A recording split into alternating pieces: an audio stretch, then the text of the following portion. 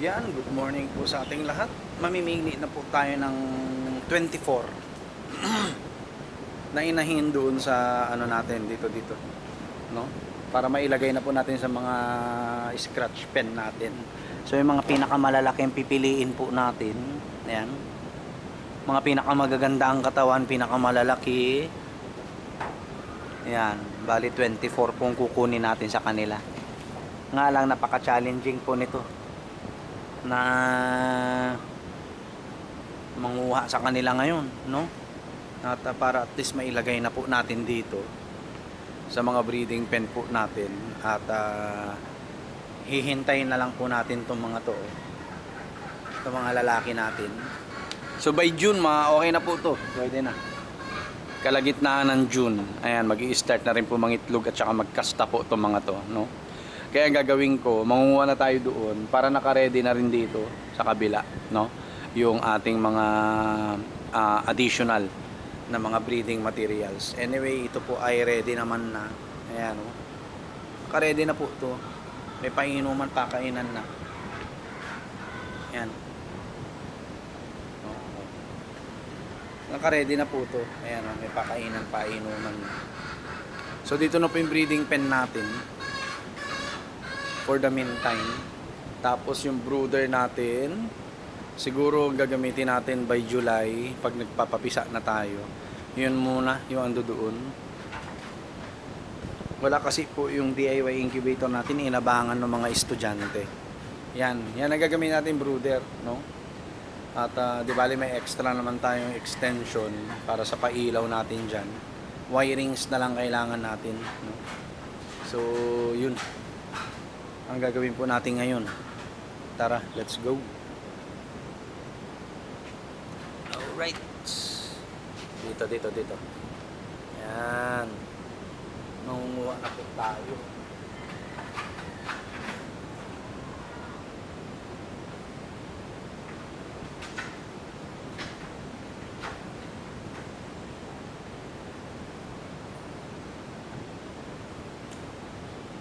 Para nakahiwalay na.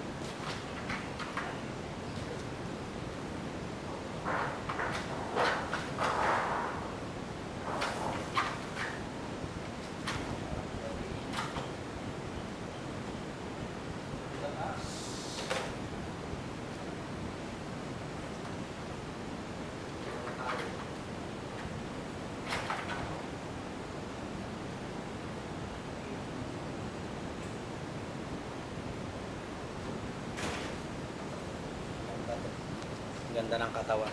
Ayan.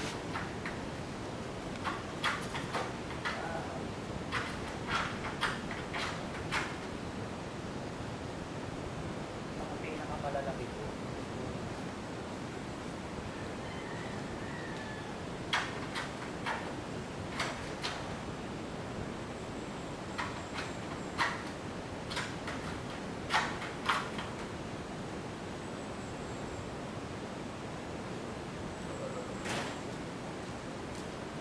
As breeding materials.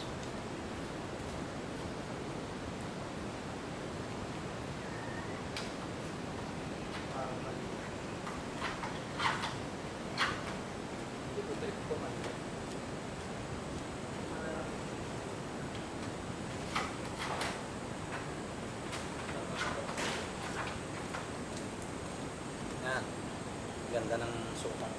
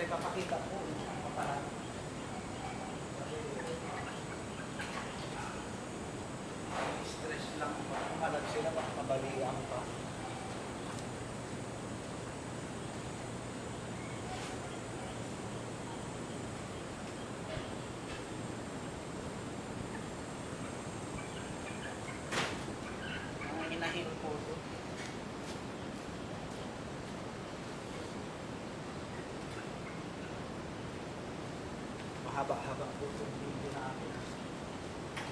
Asawa ko.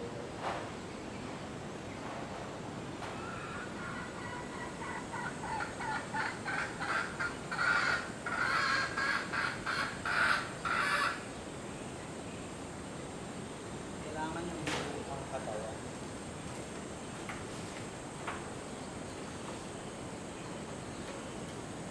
Para hindi tayo lugi. Pag tayo.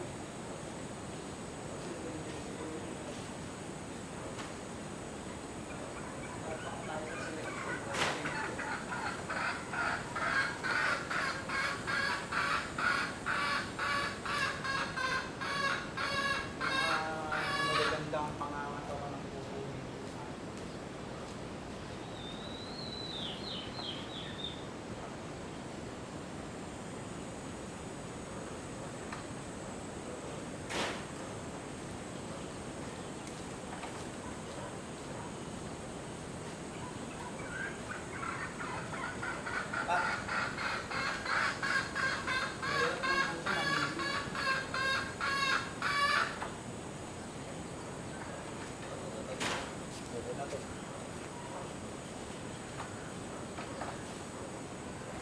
Tapos tsaka natin sila bigyan ng vitamins para at least makabawin ko.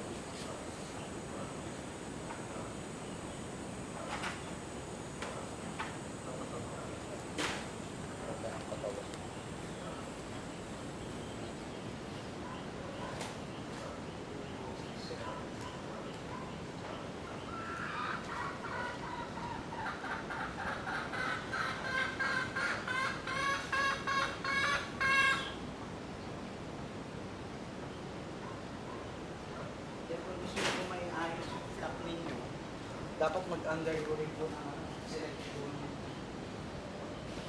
living materials. Ito na lang, ito.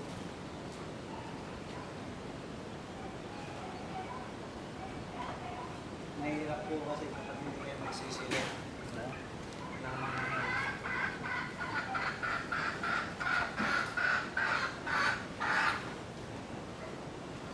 okay, ano na lang.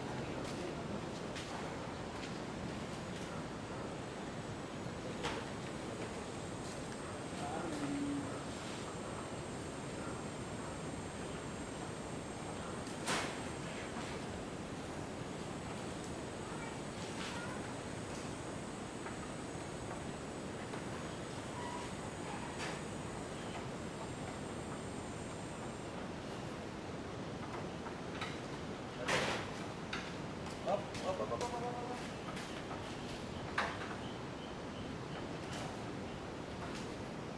Go.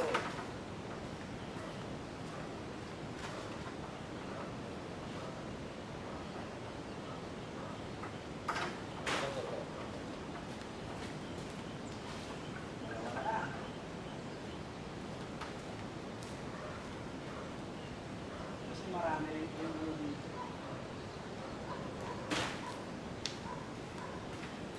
medyo malalaki yung pinili natin. Para magtanggol ko rin siya ng selection.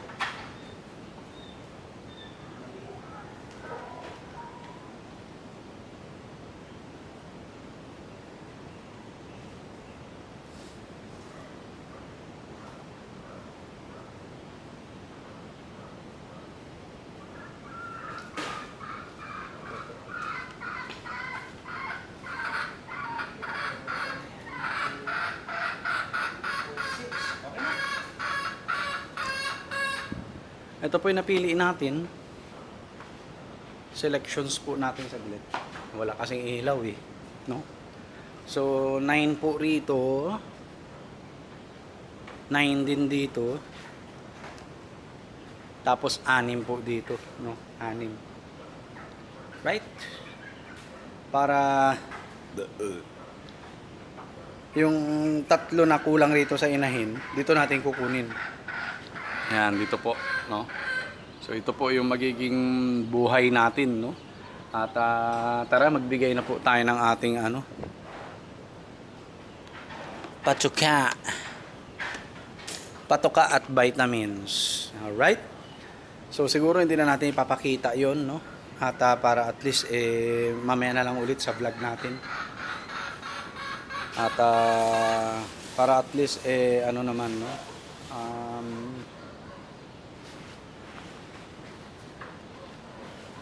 May inaabang-abangan din kayo, di ba? Ayan. So okay na po itong mga breeding materials natin. Ang gagawin na lang natin is maghintay. Ayan, maghihintay na lang po tayo. No? At plan ko nga rin po sanang 9 na ano na lang, no? Puro yung mga matatanda na lang natin ang aanuhin natin para at least maganda agad ang similya, no? Hihintayin na lang natin yung mga lalaki, no? Pero for the meantime, ganyan po muna yan, no? At para at least ready na po yung ating mga breeding materials. Alright? So yun lang po, no? Abang-abangan nyo po yan. Magkakaroon tayo ng breeding and propagation ng quail, no? Kasi kinukulang tayo sa supply, no? Ang taas ng demand sa atin ng itlog ng pugo, tapos supply bagsak, no? Kaya magdadagdag po tayo. Sabi ko nga, kung ano lang po yung circle of market ninyo or capacity ng market ninyo, yun lang, no? Yun lang ang gagawin natin, no? At wag tayong overproduction ng mga day-old chick kung hindi naman kinakailangan. Yan. So kapag halimbawa may order ng day-old chick or RTL, RTB, maging incubate tayo. Pag wala. Ganun lang po yun, no? Tapos tatanggap na po tayo ng reservation pay na half ng price kasi we are not intending to overproduce, no? Hindi tayo mag-overproduction po dito ng mga individuals or quail chicks. Kung ano lang yung market natin, yun lang.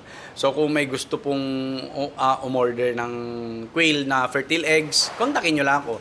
Kung DOC or RTL, RTB po, magda-down po tayo, no? Magda-down po tayo ng half ng price, no? Para at least siguradong kukunin, no?